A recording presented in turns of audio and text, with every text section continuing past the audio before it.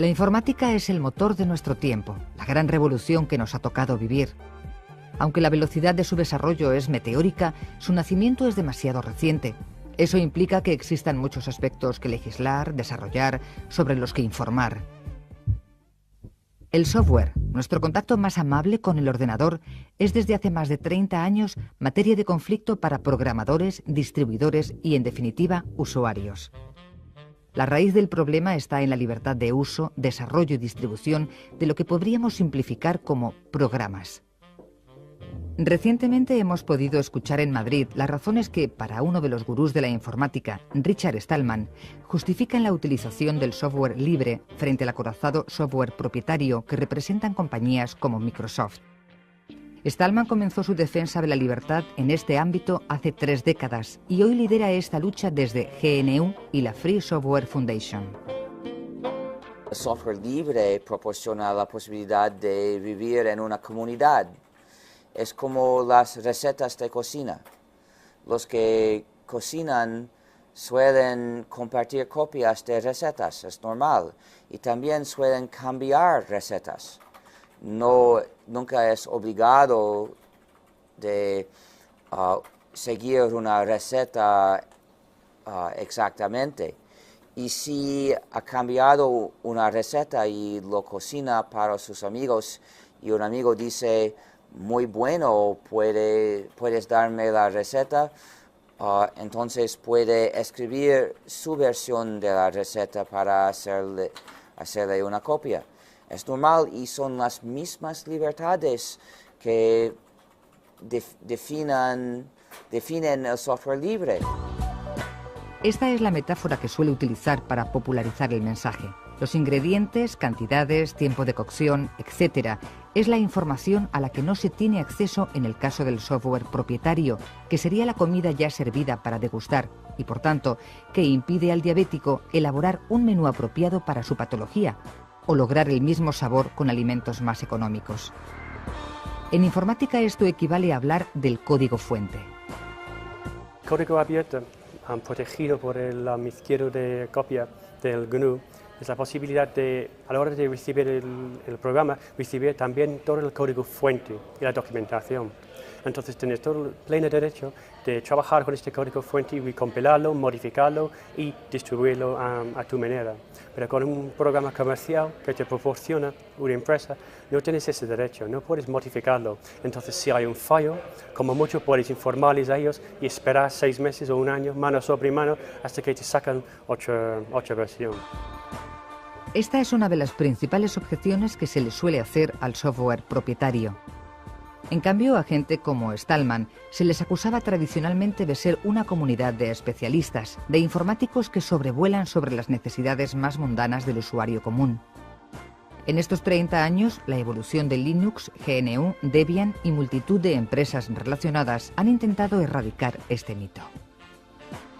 La antigua imagen que había de Linux, de software abierto, que era la imagen del software desarrollado por técnicos para técnicos, pues es lo que se ha derribado con los nuevos escritorios como Linux Lux. Actualmente el desarrollo del software libre alcanza a todas las necesidades del usuario, algo que en su evolución fue uno de los principales retos, dada entre otras cosas la atomización de sus desarrolladores, muchas veces esfuerzos individuales por encima de los colectivos. Mientras otras empresas, que abogan por la privacidad de los códigos, han alcanzado tamaños mastodónticos en el mercado de la tecnología. En 1990, un estudiante finés de 21 años llamado Linus Torvald empieza a desarrollar el sistema operativo que impulsará definitivamente las posibilidades del software libre. Su nombre es Linux. Ahora escritorios, programas, drivers, etc. están disponibles como software libre. La elección, por tanto, entre uno u otro depende actualmente de factores diferentes, como la instalación, el acceso o la información. No es muy fácil la instalación de nuestro sistema ni de Windows, pero las computadoras vienen con Windows. La gente no debe reconocer la dificultad de instalar Windows. Y eso me parece injusto y debe ser ilegal. que las computadoras se venden siempre con Windows. Aprovechando este camino, se dio uno de los casos en los que se cuestionó la libre competencia en el sector, cuando Microsoft incluyó en el todopoderoso sistema operativo Windows su navegador Explorer como táctica para competir contra el Navigator de Netscape, muy importante en ese momento, y que intentó sobrevivir mediante la liberación de su código fuente. Al final se demostró que estas políticas comerciales limitan las posibilidades de iniciativas como el software libre, cuyo más eficaz mensaje es quizá su oposición a esa falta de libertad a la hora de elegir. Los 4 mandamientos de la filosofía del software libre pasan por las libertades de utilización, de estudio y adaptación, de distribución y, en último lugar, de modificación. Hay varias licencias libres, licencias que respetan para el usuario todas 4 libertades. Unas licencias libres también dicen que toda versión cambiada debe ser libre también. Otras licencias libres permiten versiones modificadas privativas. Eso es la distinción entre licencias de izquierdo de autor y licencias sin izquierdo de autor. Con izquierdo de autor exigen que todas versiones, que el código debe mantenerse libre en cualquier programa que sea. Licencias libres sin izquierda de autor permiten el uso del código en programas no libres, programas privativos. Como vemos, el copyleft, o la ciencia general libre, conocida como GPL, perpetúan las condiciones de libertad, pero en los desarrollos sucesivos del programa original se plantea cómo reconocer y respetar las correspondientes autorías. En el software libre, como puede modificarse y redistribuirse modificaciones, etc., puede ocurrir que el programa haya sido modificado por terceras partes, no por el autor. En ese caso, esas terceras partes, respetando los derechos de autor originales, también tienen sus propios derechos sobre las modificaciones. Lo normal es que el autor elija una licencia libre para distribuirlo, la más conocida es la GPL, que especifica qué derechos exactamente y qué obligaciones tiene quien recibe los programas, y el resto de los autores que van contribuyendo a ese programa utilicen la misma licencia, de forma que las modificaciones que ellos van haciendo, pues de alguna manera se añaden al software respetando la licencia original del autor, normalmente incluyendo notas de propiedad intelectual de toda esta otra gente que ha contribuido. Y del autor a las patentes, que son ahora el principal caballo de batalla de los defensores del software libre. El reconocimiento por parte de los órganos legislativos de las patentes, que cortarían el acceso libre a cualquier desarrollo de software, limitan de raíz las posibilidades de seguir mejorando estos programas. Tanto los Estados Unidos como la Unión Europea tienen este asunto sobre sus mesas. El obstáculo de hoy no es escribir código, es ser permitido de hacerlo, porque hay intentos de prohibir el software libre en muchos campos. Por ejemplo, la Unión Europea está decidiendo de tener o no tener patentes sobre ideas de software. Visto que cada programa debe combinar muchas ideas, es muy difícil escribir y publicar un programa adecuado si cada idea puede ser ya patentada por otros. Ya deja de ser un problema técnico, porque ya hay más que 1 millón de desarrolladores en todo el mundo trabajando en el desarrollo de GNU Linux y sus herramientas, y francamente para la mayoría de las tareas que tiene que desempeñar una persona, tanto a nivel profesional como a nivel personal, GNU Linux es una alternativa a Windows muy válido, funciona muy bien. El problema hoy en día es más bien una legal, porque ya también ha dicho Richard, en Estados Unidos Microsoft consiguen 2 patentes en cada semana. Entonces, que poco a poco, si no tenemos cuidado, vamos a perder el derecho, y el derecho, digamos, también pertenece a la libertad, vamos a perder el derecho y la libertad de desarrollar y utilizar software libre. En esta llamada a las instituciones, la carta que manejan a su favor son las ventajas del uso del software libre, que atañen al usuario, a las economías locales y a la propia naturaleza de las administraciones públicas. Tienes, por un lado, las posibilidades de acceder a una gran cantidad de software simplemente bajándote de la red. La segunda es que ese software en general es de una buena calidad.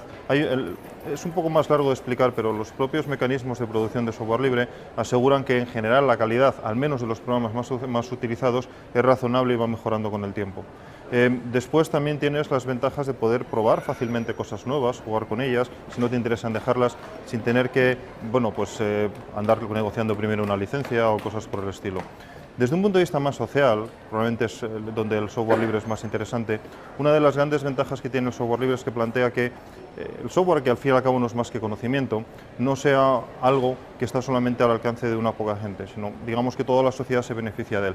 Se beneficia de él no solamente por la vía de que puedas acceder al gratis, que seguramente es la menos importante, sino porque la sociedad puede hacer lo suyo, modificarlo y adaptarlo a sus necesidades. En muchos casos, la concentración de las empresas de software propietario en lugares como Silicon Valley o en la emergente India limitan el desarrollo de empresas nacionales en otros puntos. Esto, que es un lastre para los usuarios, no lo es menos para las economías. El uso del software libre, por sus características, impide esta concentración. El software libre es fundamentalmente diferente del software propietario en que trae un modelo nuevo a la informática del usuario, a la propiedad de esa informática. Hasta ahora, la mayor parte de nuestro presupuesto informático, como profesionales o como empresas o como simples usuarios, se iba por pagar una caja por un producto que había hecho alguien a muchos miles de kilómetros de distancia, y luego cuando necesitábamos que alguien, que una empresa, un consultor nos ayudase a integrarlo en nuestras necesidades del día a día, pues nos quedaba muy poquito presupuesto. Este es el modelo antiguo, ¿no? El modelo nuevo del software libre es que por el software en sí mismo no tienes que pagar. Lo único que pagas es a esa persona que tienes cercana a ti para que te prepare el software para tus necesidades reales, de tal forma que tengas una oportunidad de tener pues a ese consultor, a esa empresa que te asesora, resolviéndote tus problemas reales, que no son los problemas de la caja. Permite tener negocios de escala, negocios locales, por ejemplo, que se encarguen justamente de hacer esas cosas.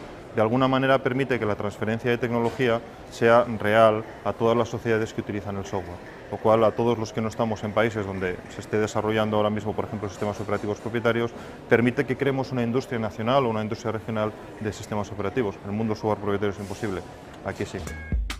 La relación entre programadores, distribuidores y usuarios podría cambiar.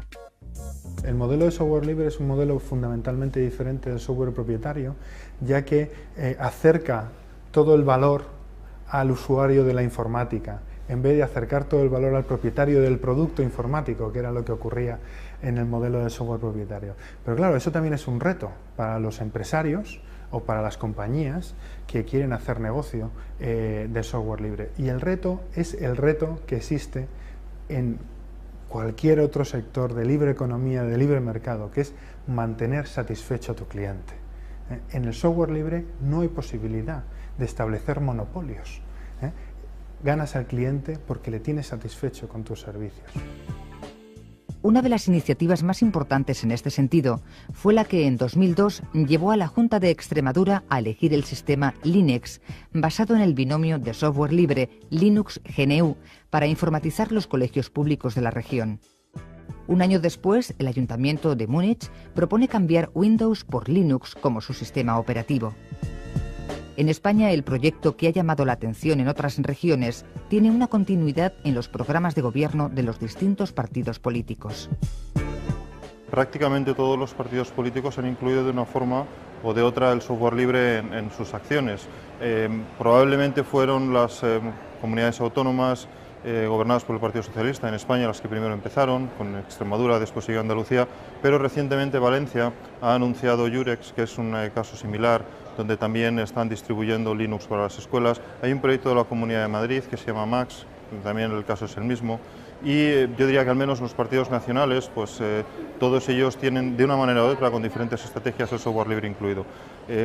Falta quizás dar el siguiente paso, que es incluir Linux o en general software libre fuera del ámbito educativo, digamos, o sea, en el resto del sistema. Ahí Extremadura, como comunidad, también está tomando algunas alternativas, y ahora en las últimas elecciones varios partidos también incluyeron plataformas más o menos basadas en software libre, notablemente el Partido Socialista, pero no solo, para incluirla, ya digo, en diferentes puntos de la administración. Y es que parece, según los argumentos de los defensores del software libre, bastante apropiado para la naturaleza de las administraciones públicas, donde la seguridad de la información de los ciudadanos y la libre competencia deberían ser reglas de oro.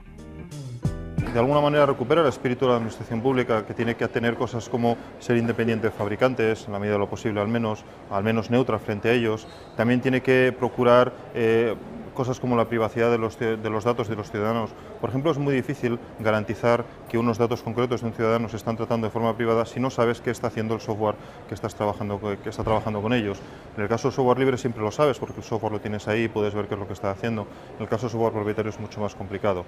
En el caso de las ofertas públicas, cuando una administración decide contratar software, por ejemplo, el software libre de nuevo se adapta mucho mejor, porque la administración podría incluso especificar qué productos quiere, porque cualquier proveedor podría suministrarlos y suministrar mantenimiento para ellos.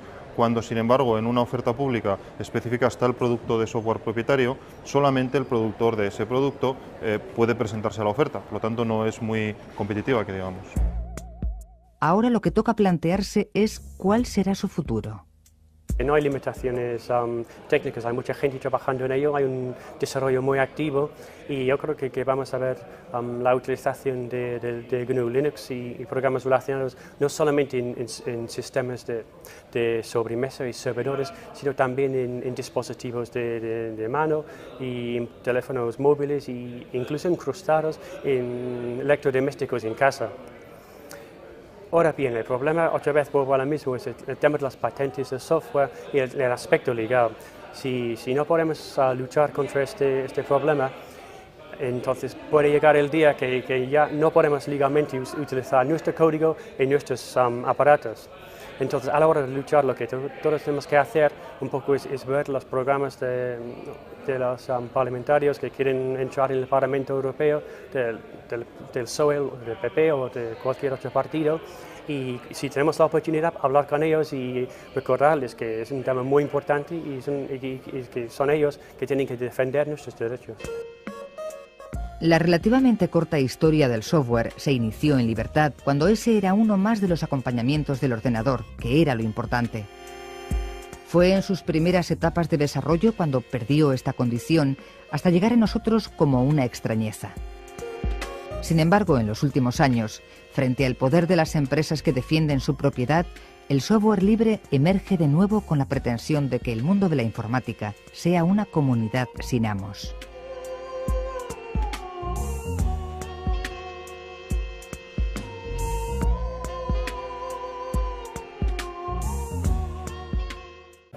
A la hora de recibir el programa, recibir también todo el código fuente y la documentación. Entonces tienes todo el pleno derecho de trabajar con este código fuente y recompilarlo, modificarlo y distribuirlo a tu manera. Pero con un programa comercial que te proporciona una empresa, no tienes ese derecho, no puedes modificarlo. Entonces si hay un fallo, como mucho puedes informarles a ellos y esperar 6 meses o un año, mano sobre mano, hasta que te sacan otra versión. Esta es una de las principales objeciones que se le suele hacer al software propietario. En cambio, a gente como Stallman se les acusaba tradicionalmente de ser una comunidad de especialistas, distribuidores y, en definitiva, usuarios. La raíz del problema está en la libertad de uso, desarrollo y distribución de lo que podríamos simplificar como programas. Recientemente hemos podido escuchar en Madrid las razones que, para uno de los gurús de la informática, Richard Stallman, justifican la utilización del software libre frente al acorazado software propietario que representan compañías como Microsoft. Stallman comenzó su defensa de la libertad en este ámbito hace 3 décadas y hoy lidera esta lucha desde GNU y la Free Software Foundation. El software libre proporciona la posibilidad de vivir en una comunidad.